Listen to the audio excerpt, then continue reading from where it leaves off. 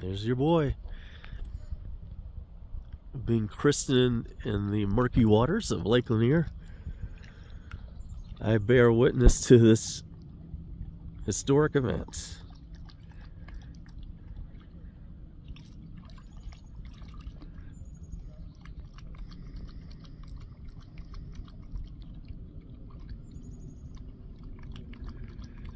Hopefully there's not too much gasoline and fecal matter mixed in with this.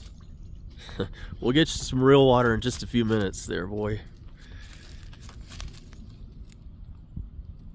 As he marks his spot.